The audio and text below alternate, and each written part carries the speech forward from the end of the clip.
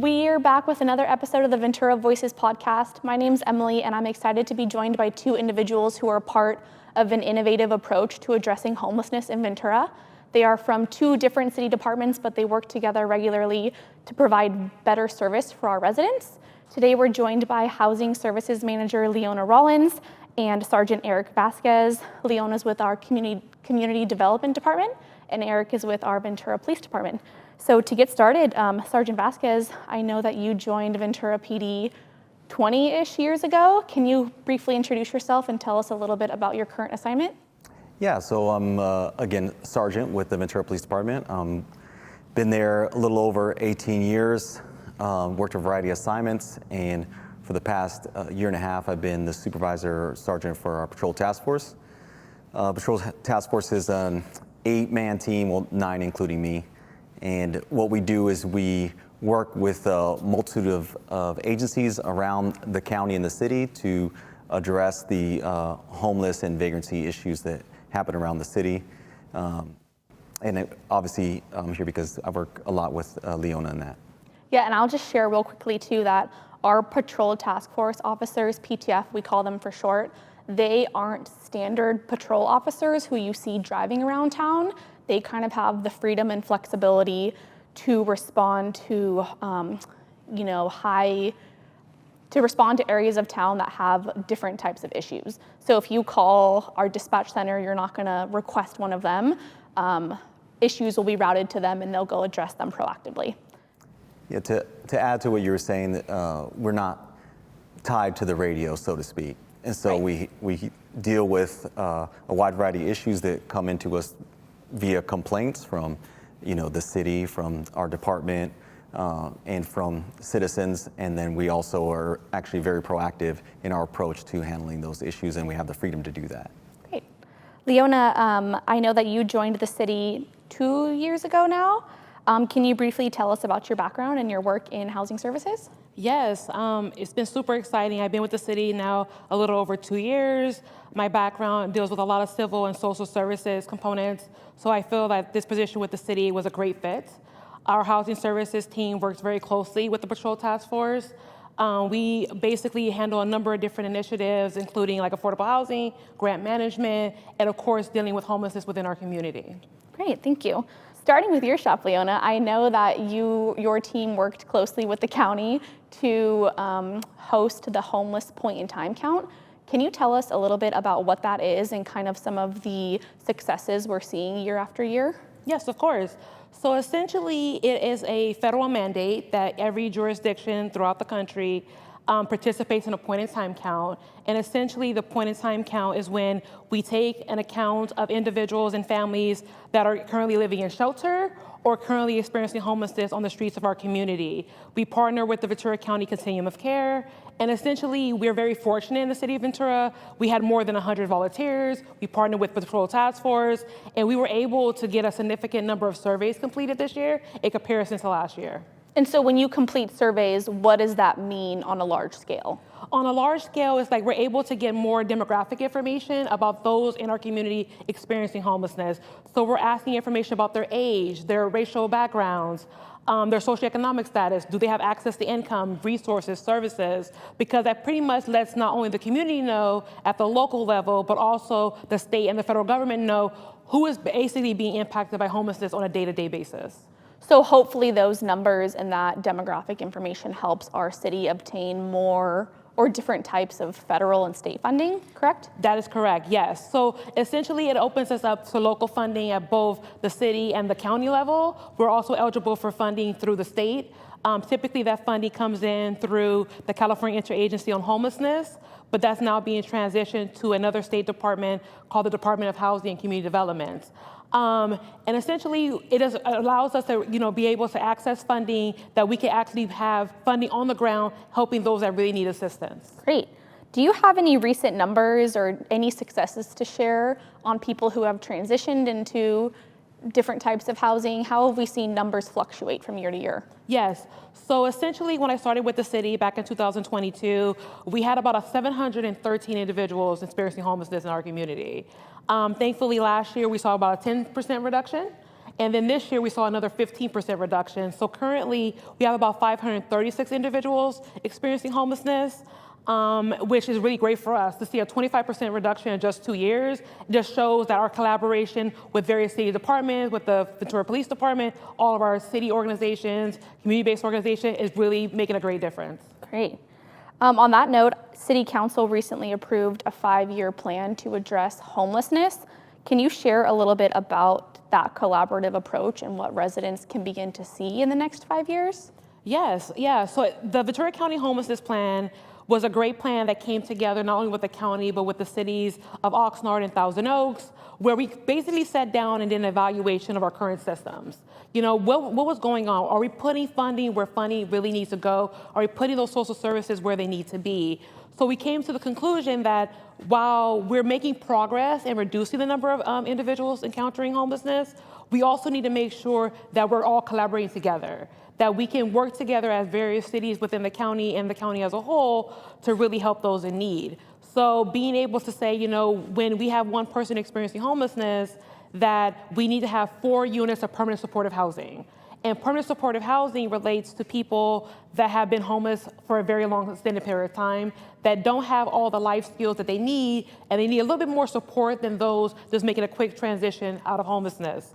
So, and then also being able to provide homeless prevention dollars is really essential, because we're not going to see those successes unless we are able to prevent one person from being homeless and falling into that particular cycle. So it's very important that we're hitting this as a multifaceted approach. So when you say homeless prevention dollars, what is that? What does that mean? So homeless prevention dollars essentially means that we're able to offer individuals and families, as of right now, up to $4,000 in financial assistance. Meaning if they have past due rent, if they're able to pay their future rent, if they have outstanding utilities, or they're having potential damages to their apartment that may put them in jeopardy of losing their housing, we're able to assist them through our own homeless prevention and diversion program. Great, so it's a little chunk of money that people can apply for to kind of prevent them from even reaching that level of homelessness. Yes, exactly, and we've helped almost 10 households thus far, and we've also given out close to $25,000 in rental assistance, so Wow. We're very proud of that. Yeah. On another note, Sergeant Vasquez, I know that Leona's talking a lot about homelessness and affordable housing, and the police department kind of addresses homelessness and looks at vagrancy a little differently. I know people often conflate those two words and think that homelessness and vagrancy mean the same thing. Can you describe for us the difference between those two, or how the police department views the difference? I guess the easiest way for us to describe it, I would say, would just be that, you know, a homeless person is someone who is, you know, for a wide variety of reasons is without housing, you know, and down on their luck, and people that are very receptive normally to the resources that Leona's talking about. And vagrancy, simply put, is someone who's homeless and also committing crime. So someone that is regularly involved with police and in conducting criminal activity, and then in and out of our jail and prison system. So homelessness is more of a state of being, whereas vagrancy is more behavior focused, and it's more of the type of behavior that a homeless person is engaging in. Oftentimes is criminal related and has more of an effect on the police department. Yes, completely agree, that's right. Great. I wanted to bring up that Ventura has a unique location within the county, being that we are the county seat and we are home to a lot of county services. So people who are from Thousand Oaks or Camarillo, who might either get arrested or might need some type of behavioral health, mental health, supportive services, they're often coming to Ventura. How does that affect our either homeless population, our vagrancy population? What does that look like? Well, I think what our citizens see more and what's you know, more in the public eyes is the vagrancy issue. And that is affected by a lot of things that you just mentioned. You know, the county jail is in our city, so when people are arrested in the county, they do come to our city, and then they are released in our city. We do have the county hospital. When people come to the hospital from the county, they come to our hospital here in Ventura and then are released here in Ventura. And if you know you don't have anywhere to go, then you're released onto the street. There's also a wide variety of services that bring other people looking for those services to our city who can be homeless and also vagrant. So that kind of adds to that homeless and vagrancy population, and then in turn, Leona and I are obviously in a position to deal with those issues and are often faced with challenges because of those issues. We're working diligently to try to, combat those issues. So on a normal day, you're out with your team in the river bottom, in downtown Ventura, connecting with people who might need help. How do you and Leona work together? You see someone who needs help, do you give Leona a call? When do you guys, communicate on a daily basis? So that can happen in different ways, but a good example would be if someone was in need of emergency shelter, say for example. So you come across a woman who has a small child and she's unable to, she doesn't have any housing at the time or is unable to provide herself with housing, then I can call Leona and she can either put me in touch with someone that can help us get housing that's more permanent, or provide me with funds to get them in something temporary until she can work to get them in something more permanently. Right. Yeah. So I also know that we have the Arch shelter in Ventura that's operated by Mercy House. That's a year-round, low-barrier shelter. How does that shelter work into providing, shelter beds and resources to our homeless population? Well, the shelter is a great resource for us. We do only have a few beds slotted for police, so the rest of the beds are for county. There's a percentage that are for city, for county, and then there's a few beds that are slotted for just police, which we use on a regular basis for emergency situations. And by we, I mean the police will come in contact with someone that is qualifies and is in need of shelter, and then I can put them in touch with the shelter staff, and then we can get them put in there. We give them rides there. We provide them with the assistance they need to get in that situation, and then we try to do our best to help them stay in that situation. Great. One thing I do want to make sure we highlight during this conversation is successes from both of your teams, maybe for the last year, 2023, or even this year, depending on what numbers you guys might have, highlighting the partners that we work with, and sharing some recent successes. Do either of you have any numbers to share with us, or what does that look like? Yeah, so for my team, for the Housing Services Division, so we are super excited because we have two fantastic projects coming online in literally weeks from now. We have both the Valentine Road project, where the city and the Housing Authority of San Buenaventura partnered together to get some home key funding. And we also contributed funding through our federal grant allocations, and that's gonna be 134 units of permanent supportive housing. And then we also have our Ventura Springs Veteran Home Project that's on the east end that essentially will be adding an additional 122 units, not only for veterans and their family, but also for homeless veterans and their families. So we're projecting a significant decrease in individuals and families experiencing homelessness this year. So being able to see someone, that either I connected with and then connected with Sergeant Vasquez or vice versa, having them, be able to transition from the streets of Ventura into shelter, and then now having the opportunity be available for them to make that transition into permanent housing is phenomenal. And I think that the city of Ventura is very fortunate that we do collaborate as city departments, that we do collaborate the county and affordable housing developers and our housing authorities to make these dreams come in reality. Great. Sergeant Vasquez? I'll tell a brief incident, I would say 6 to 8 months ago, we had contact with a couple that was been on the streets for quite some time here in the city. And then one of our officers came in contact with them and provided them with services. I think what some people may not understand is that we come in contact with people regularly, it's the same people often, and we offer services, and they don't always accept those services. In fact, more often than not, they don't accept those services, especially when we're dealing with someone that's a vagrant. So you could contact the same person 60 times, offer them services, and 60 times they could say no. And the 61st time they could say yes, and then you gotta act. That's correct, and these are people that we're sometimes having to arrest for whatever the issue might be. We're sometimes having to just connect them with services if we can. But in this case, we had a couple that had been on the streets for a while, and they finally took us on that opportunity to seek shelter. We were able to get them into the shelter, and they've been in that shelter since. It's been 6 to 8 months now. It's so far, things are going good. I mean, you never know how things are going to go, but the main reason I bring that up is because oftentimes the issue is we have to, as a collective, with the county and the city, is address the underlying issues that these people are facing that are causing them to be homeless.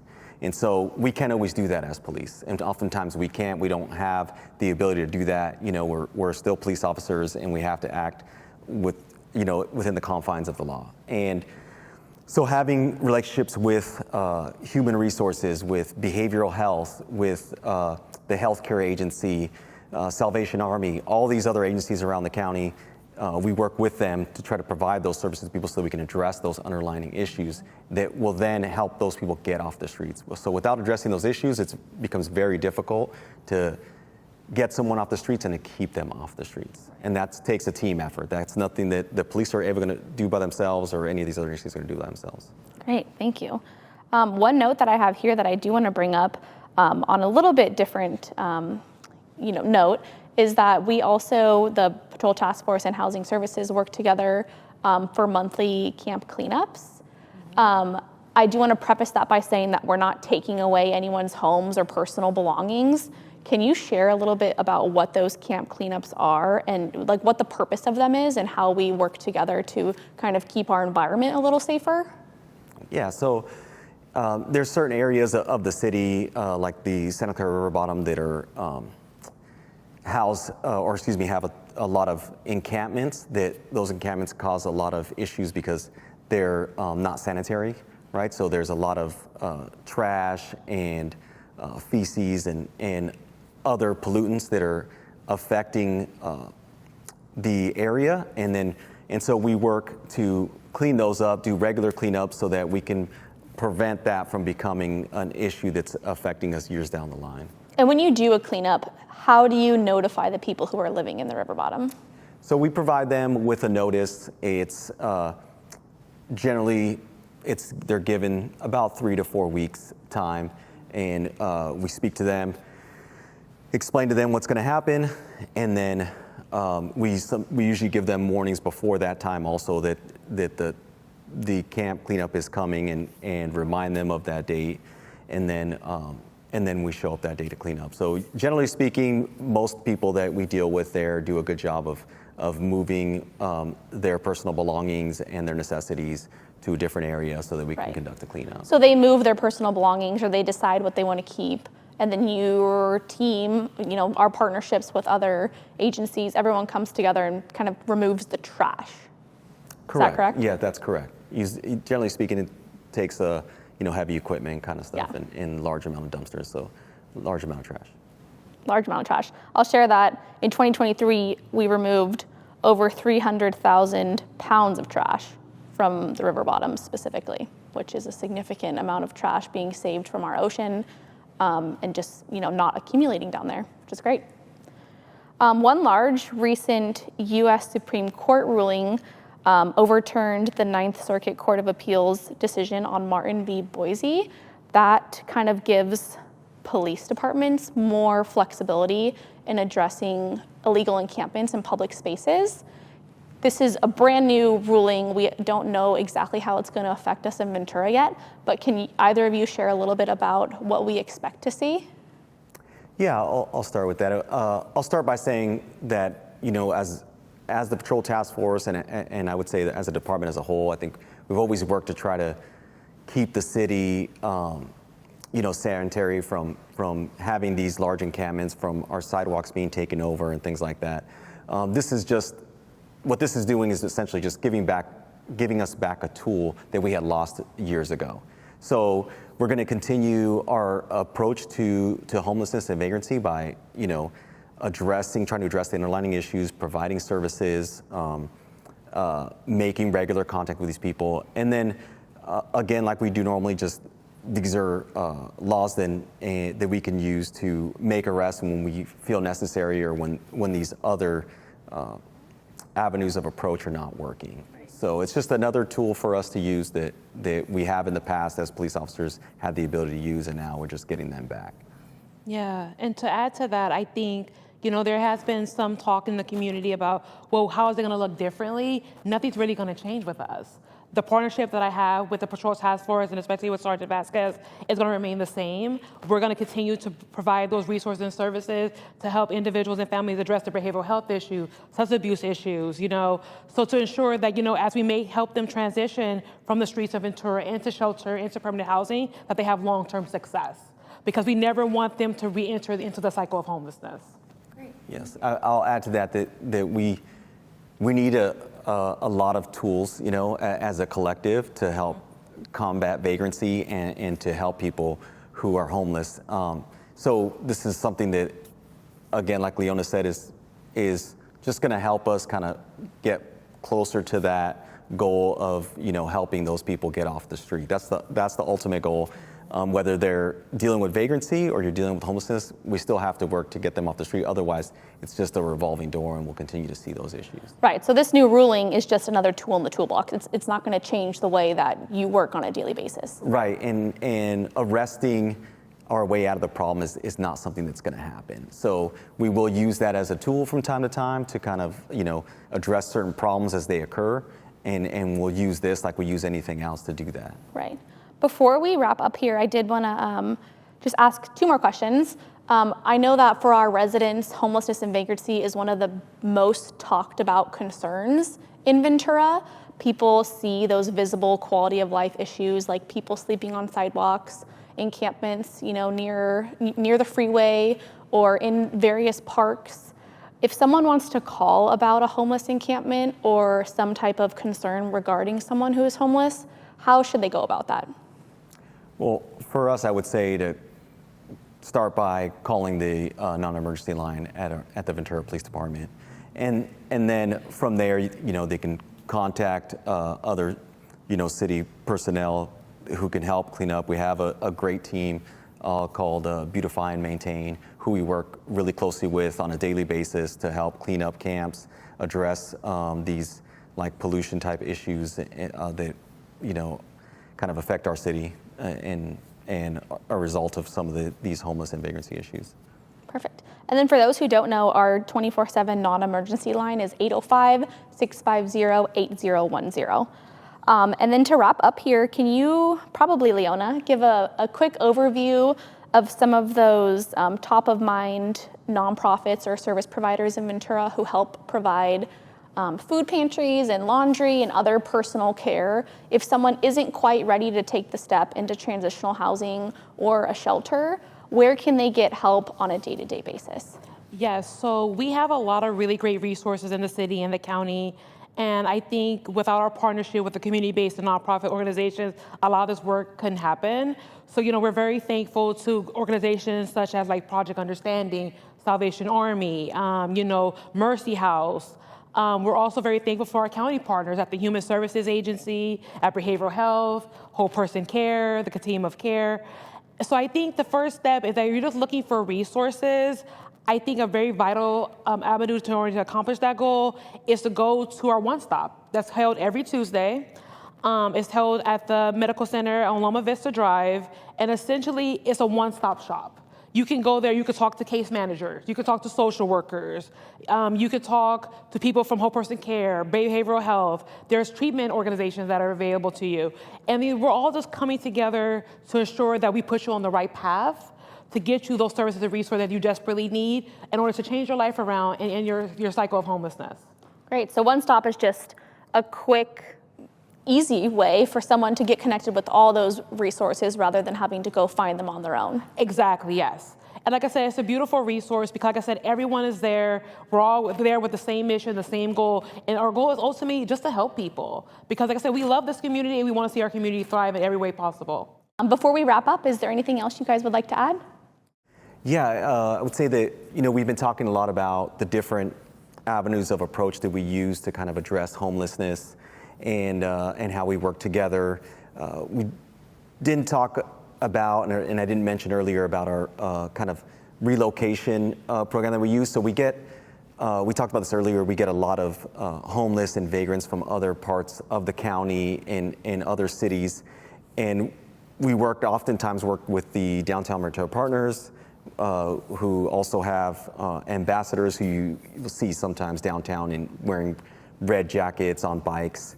And we work with them to help relocate people back to where their home of origin is. So we connect them with their family members in those areas, and then we work on ways to get them back. And sometimes that means finding them a ride, a bus, a train, whatever we can do to kind of help them reconnect with their family members. Yeah, and when you say reconnect or relocate, that doesn't just mean that we're putting someone onto a bus back to Thousand Oaks. That means that before they get a bus ticket, you guys are connecting with a family member on the other end who is ready and able to receive that person, correct? Yeah, yes, someone who's there in position to help them and puts them back in a situation in a location where they want to be and where they're comfortable, which also will, again, help them address those underlying issues that are affecting them. Great, thank you. To wrap up here, I just want to say that I know we all live in Ventura County, and in Ventura specifically, we see some of the problems that our community is concerned about, and the value of this podcast and bringing us together just to chat out loud is we can share some of what's happening behind the scenes so our community knows that this is something that's important to us. We work collaboratively to address it every day, and hopefully they have a better understanding of what the city is doing. For those of our residents who want to learn a little bit more about housing services and the Patrol Task Force, please be sure to visit our website. Everything is housed under the City of Ventura's website at CityofVentura.ca.gov. Thank you both for joining us today. Thank you so much. It was awesome.